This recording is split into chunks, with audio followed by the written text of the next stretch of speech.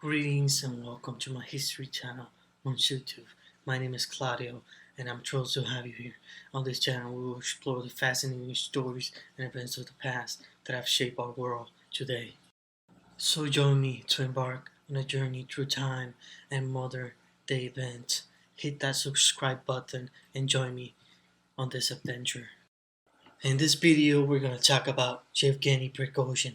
He's a Russian businessman who has been nicknamed Putin's chef due to his close ties to Russian President Vladimir Putin. He was born on June the 1st, 1961 in Leningrad, now St. Petersburg, Russia. Prigozhin business interests include catering, restaurants, and security services. He owns a company called Concord Management and Consulting, which has been accused by the U.S. government of being involved in a conspiracy to intervene in the 2016 U.S. presidential election.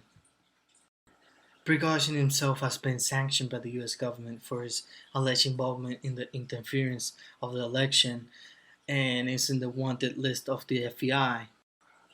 Prigozhin served 10 years in the Soviet Union prison system. Allegedly, the Wagner Group was created by Prigozhin.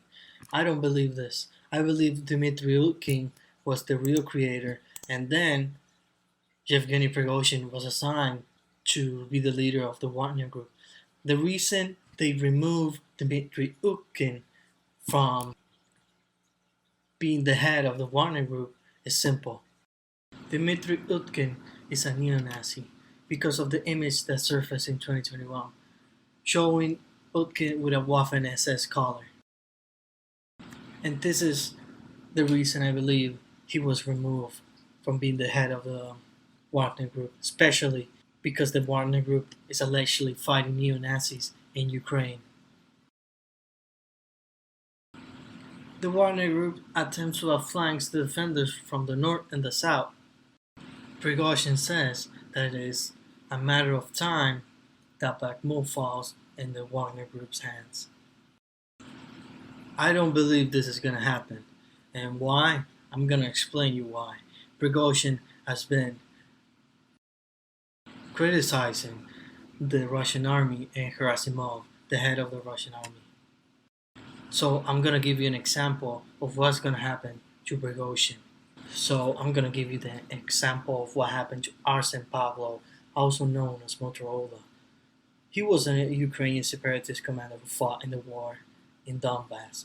Pavlov became known as commander of Parta Battalion, a separatist military unit that fought against the Ukrainian government forces in the Donbass region of Ukraine. He was known for his controversial tactics and his involvement in several high-profile battles.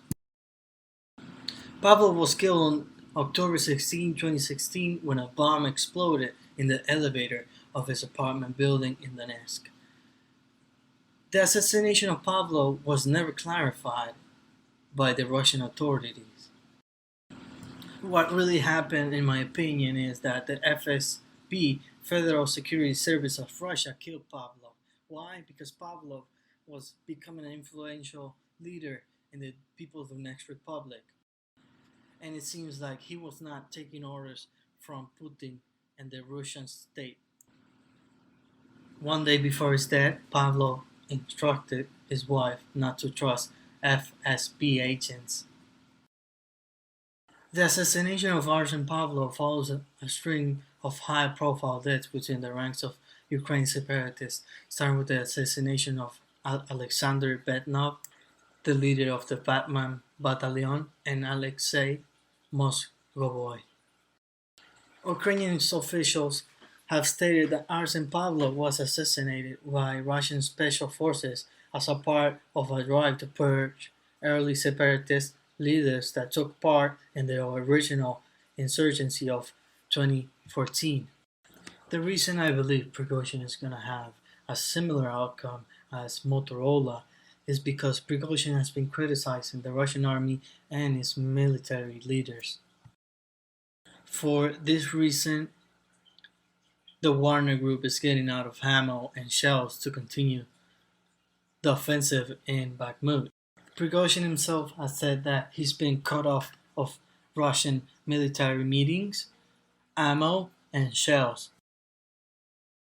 This is the price he's gonna pay for criticizing the president of Russia, Vladimir Putin, and the general of the army, Gerasimov. It's a matter of time that Prigozhin gets a similar outcome as Motorola. So I'm gonna give you three options of what is gonna happen in Bakhmut. First, the FSB kills Prigozhin on a motorcade with an RPG or something similar, an EED, an explosive device.